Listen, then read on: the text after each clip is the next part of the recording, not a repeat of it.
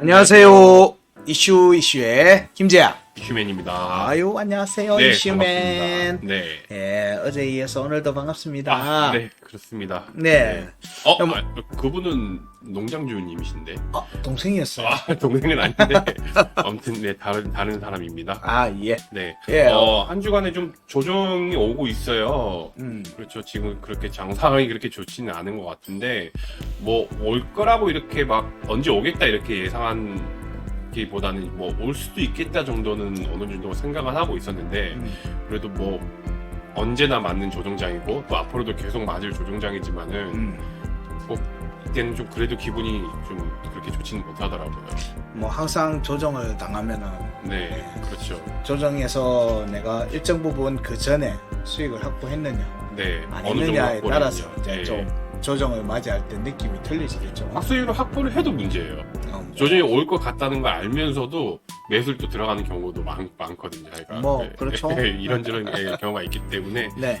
굉장히 어려운 그런 뭐 쉽지 않은 그런 상황인데 네 그래도 저희와 같이 또 이제 김재현 이사님이 그 시황과 함께 집중하신다면은 네, 더 괜찮은 멘탈로 네, 대응을 해 나갈 수 있을 것 같습니다. 아유, 감사합니다. 네, 알겠습니다. 나날이 이게 좋아지고 있습니다. 네, 첫 번째 뉴스로 가볼게요. 이게 지금 네. 비트코인 시장이랑은 상관없이 네. 지금 큰손의 매수세가 계속 들어오고 있습니다. 그렇죠. 지금 첫 번째 그 큰손들이 들어오고 있다는 기사로 그러니까 제목으로 제가 이렇게 해봤는데요. 네.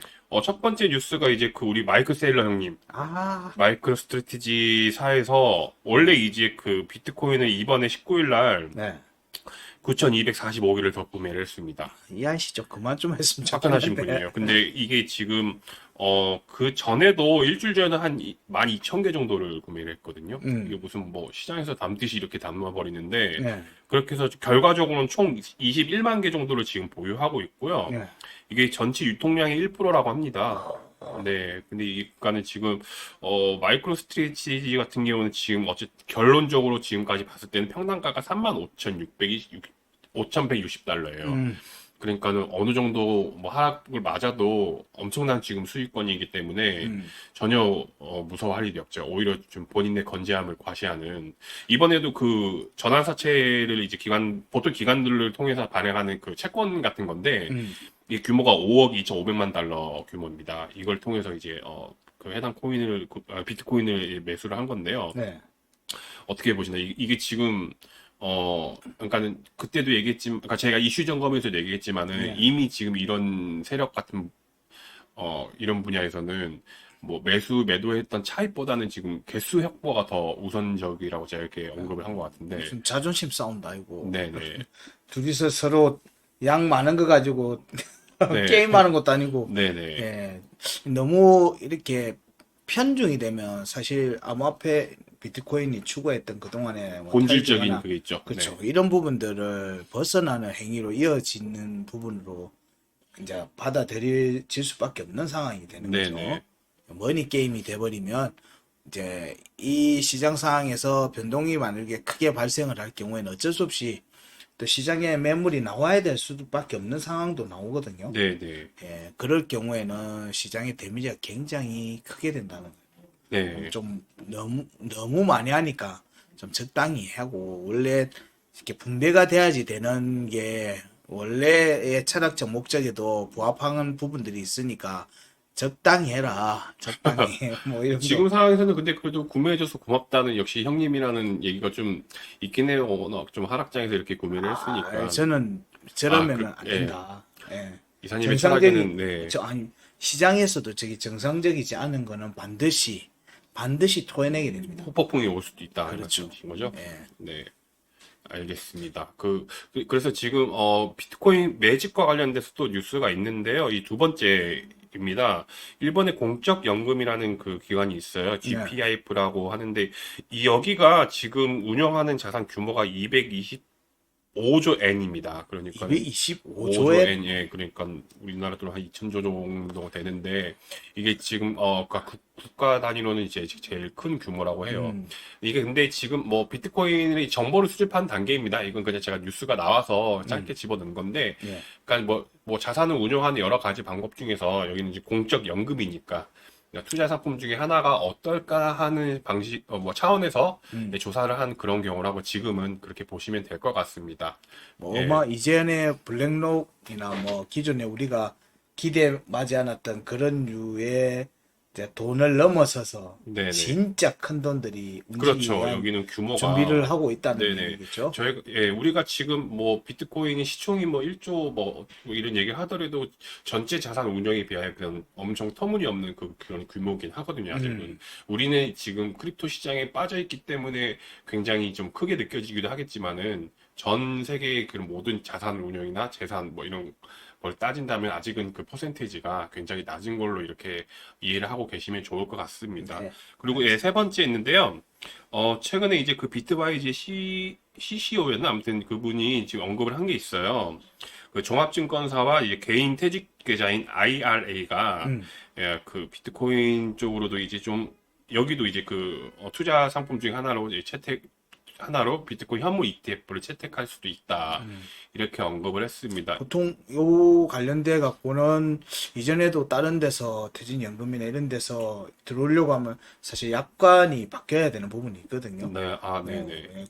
그러니까 내가 운영사가 이거 내가 하고 싶어요 해서 하는 게 아니라 네. 이게 약관이 바뀌면 그것도 고객의 동의를 얻고 그렇죠. 왜냐하면 네, 투자 대상이 완전 달라지는 거기 그렇죠. 때문에. 뭐 그런 뭐 예를 부분들에 들어서 대한 그리고 시간이 있겠죠. 네, 뭐 비트코인은 다른 지금 뭐 투자하고 있는 채권이나 뭐 이런 데 비해서 뭐 수익성도 있을 수도 있지만은 그와 똑같이 이제 변동성이 있을 수 있다. 뭐 이런 뭐 주의를 알려준다든가 이런 게 그렇죠. 있어야겠죠. 이게 그래서 저는 그게 생각나더라고요. 재작년이었나요? 그 피델리티 쪽에서 그 퇴직연금 401k 예. 의 그 비트코인 그 투자 상품이 나왔는데 어쨌든 그러니까 이거를 다 지금 종합해서 본다 그러면은 이제는 개인이 뭐 본인의 무슨 뭐 봉급이나 아니면은 뭐 투자 이런 성향도 있지만은 연금 정도까지 이제 그 규모나 어떤 종류가 확대되고 있다 이렇게 보시면 될 것 같습니다. 그렇죠. 특히나 퇴직연금이나 이런 부분들에서 노후 진행이 설계 되는 상품도 될 수 있기 때문에 어, 네네. 이게 우리가 생각하는 것하고 좀 틀리게 개인이 내 퇴직 금액이나 이게 누적될 때 일정 비율을 네. 이 상품으로 사달라고 하는 것도 설정이 가능하거든요. 그렇죠. 근데 그 퍼센테이지를 이제 늘리고 줄이는 데 대해서 또 그것도 굉장히 중요한 문제기도 하고요. 이렇지면 시장에는 이제 일정 수준의 네. 매수 주체가 확보되는 부분들이 또 있다는 거죠. 그렇죠. 예. 네네. 이런 측면으로 보면은 시장 가격이 좀 더 높아질 개연성이 좀 더 커진다고 보긴 해야 될 것 같습니다. 네, 맞습니다. 네, 그래서 지금 뭐 단기적인 그런 조정과 비트코인을 포함한 전체 시장이 조금은 조정을 맞고 있지만은 그와 반면에 이제 외부에서 특히 비트코인을 중심으로 한 이제 그 비트코인의 평가가 이제 투기에서 자산으로 좀 변형되고 있다. 이렇게 좀 보시면 될 것 같습니다. 네, 그러면 다음 네. 뉴스로 넘어가 보겠습니다. 저희가 예전에 밈코인에서 AI에서 밈코인 시대가 왔다고 이제 그 언급을 네, 드린 적이 트렌드가 좀 있는데 트렌드가 바뀌어가고 바뀌어가고 있는데 그 트렌드가 진짜 모르겠어요. 이게 언제 끝날지도 모르겠고 지금 이제 조종장이라서 또 이제 같이 하락을 하고 있는 모습이긴 한데 네네. 이게 지금 대부분 솔라나 그 기반의 이제 밈코인들이 엄청 강세를 띠고 있습니다. 이거 지금까지 근데 이사님도 이건 설명 못 하시겠죠, 솔직히.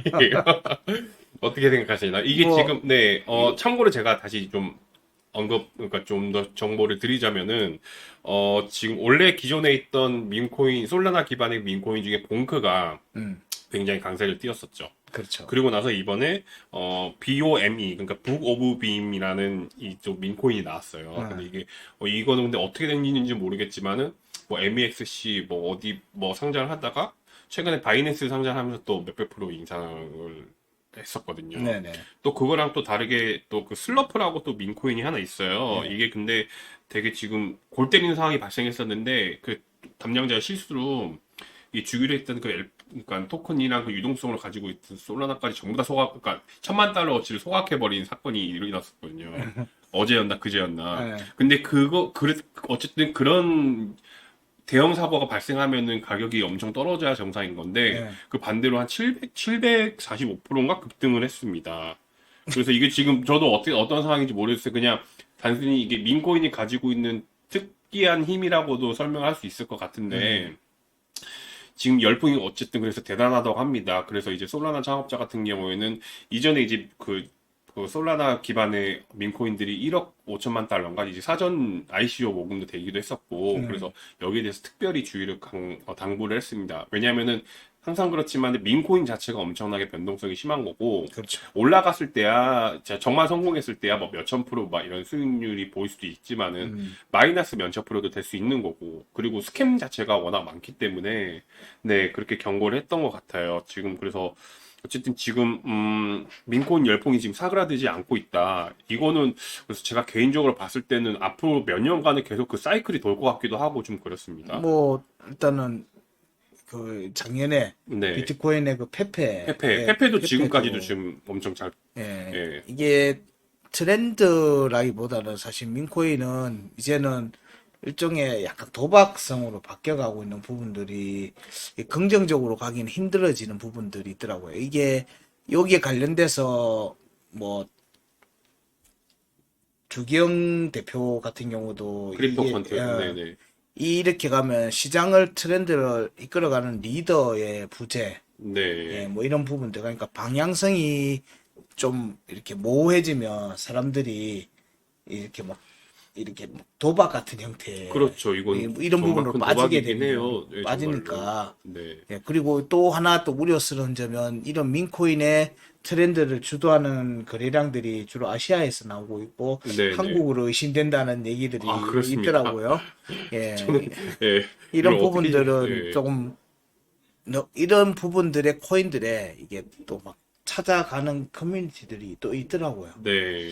뭐 이걸 뭐 나쁘다라고 얘기를 하고 이렇게 하기는 힘들지만 일단은 빠른 대응을 할 수가 없는 사람들은 일단은 그런 거는 신경 쓰지 마시라. 시장의 정상적인 형태의 상품으로도 충분히 수익을 안정적으로 낼 수 있는 시장이 형성되고 있는데 너무 이렇게 급격한 변동성에 기대서 움직이는 시장에 한번 맛을 들이버리면 정상적인 투자 활동이 불가능해진다라고 정도 얘기를 드리겠습니다. 네, 저도 좀 거기서 좀 한 가지 더 덧붙이고 싶자면은 싶은 게 밈코인 자체는 자체가 이제 흔히들 말하는 벤처 캐피탈 투자, VC 투자보다 더 중앙화되어 있다고 합니다. 지금은 이거는 뭐 네, 투자라고 하기가 힘들죠. 초기나 거기서 좀 선점하고 있는 물량들이 굉장히 많고 또 그 물량들에 의해서 가격이 엄청 급등이 심해지기 때문에 네네. 저희도 그러니까는 저도 솔직히 그 수익률 자체는 볼 때마다 놀라긴 해요, 사실. 이 말이 안 되고 엄청 단기간에 되고 왜냐는 질문을 계속 남기고 있긴 한데 그래도 이제 이사님께서 말씀하신 것처럼 좀 주의는 하실 필요가 있습니다. 이게 이게 뭐 절대 옳고 그른 문제가 아니고 예. 이거는 이렇게 급등과 급락이 나온다는 얘기는 정상적인 물량들의 배포나 이런 것들이 아니고 네, 쏠림이 있다는 얘기죠. 네, 네, 쏠림이 있는 거래량의 움직임이기 때문에 그리고 매매하는 사람이 생각보다 많지 않을 수 있다는 얘기예요. 네, 그렇게 인해서 발생되는 이상 가격이기 때문에 여기에 이 가격의 움직임에 내가 먹을 수 있다라고 생각을 하게 되면 이게 참 위험한 생각이다. 네, 뭐 네. 그렇게 정도 얘기 드립니다. 네, 좋습니다. 어쨌든 그래서 전 진짜 슬럼프 보고 처음에 한 번 야 이걸 다 소각을 했다고 그렇게 한 번 놀라고 또 가격이 급등한 거 보고 한 번 더 놀랐습니다. 이거 진짜 정말 이해할 수 없는 시장인 것 이름도 같아요. 왜 이래? 슬럼프. 네네. 슬럼프에 빠지겠습니다. 이거 네. 잘못하면. 네, 좋습니다. 세 네. 번째 뉴스로 가겠습니다. 이게 네. 지금 오전 시장에서 그 이사님께서 언급을 해주셨습니다. 네네. 이제 블랙록이 토큰화제이션 그 펀드를 운영한 그 계획이라고 이제 그 코인데스크가 보도를 했습니다. 네네. 이 블랙록 같은 경우에는 지금 이제 많은 분들이 아시겠지만은 비트코인 현물 ETF 승인 이후에 다음 타겟을 이제 RW 잡은 듯 해요. 네. 그리고 이제 그 블랙록의 특히 레리 핑크 CEO 회장 같은 경우에는 비트코인도 찬양을 하지만은 RWA도 엄청 찬양을 했습니다. 그렇죠. 그것 때문에 사실상 예, 스탠스 바뀐 이유기 돼요. 맞습니다. 예, 모든 자산은 토큰화제이션 할 수 있다고 이렇게 밝혔고요. 그런 만큼 블록체인상 운영되는 펀드의 그 해당 펀드의 신청서를 코인데스크에 따르면 14일 날 SEC에 그 제출했다고 합니다. 그리고 이제 거기에 더불어서 아까 말씀하신 거기에 관련된 지갑도 발견했습니다. 그러니까 지갑으로 추정되는 지갑이 발견했는데 거기에 이제 이더리움 기반의 USDC가 1억 달러 정도 이제 들어있다고 합니다. 예. 네, 그렇기 때문에 이제 본격적으로 이제 RWA 섹터에 대해서 준비를 하고 진행시키는 이제 단계에 오지 않았나. 그렇게 지금 많은 분들이 예상을 하고 있는데요. 네. 네, 그래서 지금 근데 RWA 같은 경우는 사실 이게 거의 신생 단어나 다름없어요.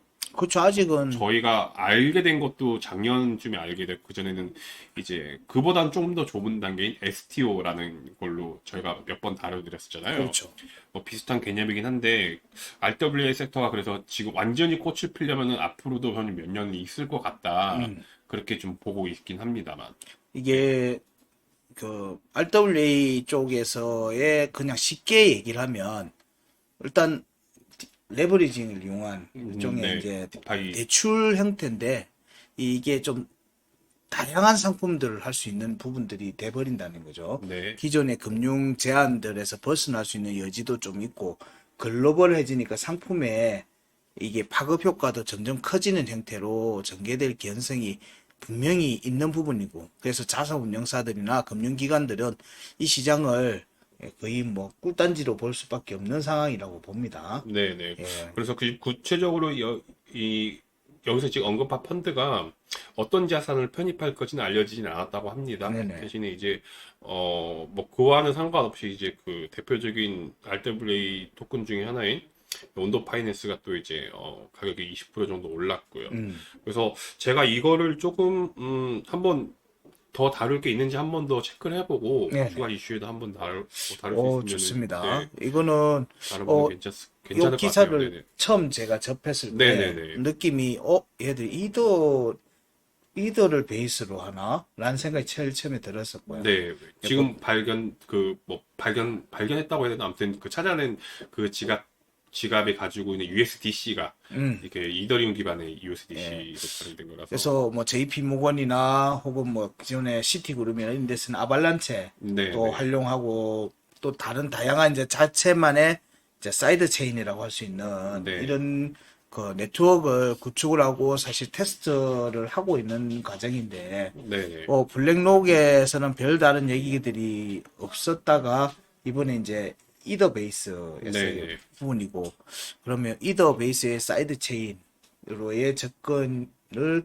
염두에 두고 있는가 네, 네. 뭐 이런 부분들이 생각이 좀 들더라고요. 네. 이게 이제 이더의 나중에 뭐 ETF나 이런 부분들까지도 염두에 두고 뭔가를 하고 있는 게 아닌가 하는 생각도 들고 네, 네. 뭐 그런 정도의 생각들은 좀 들었습니다. 아직 명확하게 기준 잡힌 건 아니지만 그렇죠. 예, 네. 뭐 이 부분에 대해서는 아마 또 이슈면이 또 좀 더 깊게 확 것 같습니다. 뭔가 나왔으면 좋겠어요. 일단은 뭔가 좀 전달해드릴 만한 그런 게 있으면은 네네. 일단 뭐가 있는지 좀 다시 한번 좀 살펴보도록 하겠습니다. 알겠습니다. 네, 그래서 오늘 저희 이슈에서 준비한 소식은 여기까지입니다. 네네. 네, 전체적으로 좀 정리를 한번 해 주시죠. 예, 네. 뭐 오늘 이슈 내용의 큰 타이틀이니 이제 큰 손이 들어온다는 내용들은 타이틀은 잘 잡으신 것 같아요. 아, 감사합니다. 예, 전체적으로 지금 시장에서 저희들도 가지고 있던 기존의 지금 이 시장의 조정 움직임과 반등 움직임에 대한 전략적인 부분들을 고려를 할 때, 네네.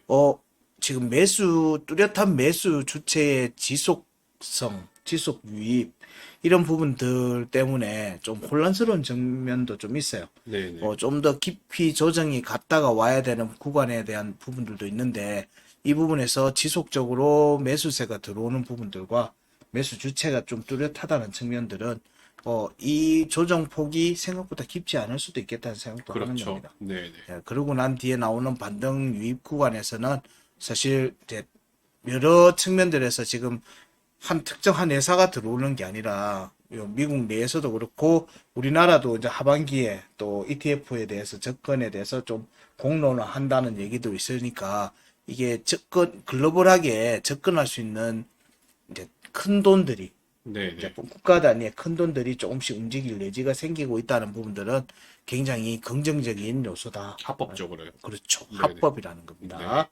예, 이런 부분들이 나중에 비트코인을 활용한 비즈니스의 생태계를 구축하는데 굉장히 큰 역할을 할 거라고 보거든요. 그리고 그 자산운용사들이 또 어떤 사람들입니까? 이게 별의별 상품들을 다 만들 것 같아요. 네네. 이렇게 또 확보된 ETF를 비트코인을 또 이중 삼중으로 활용할 상품들도 또 네. 파생 상품들도 많이 만들고 대출 상품들도 또 만들 거로 봅니다. 네. 그런 측면에서 보면 지금의 흐름들이 과도기인데 불안한 과도기라기보다는 긍정적인 시장으로 가는 과도기로 본다는 게 조금 더 현실적인 접근이 될 것 같습니다.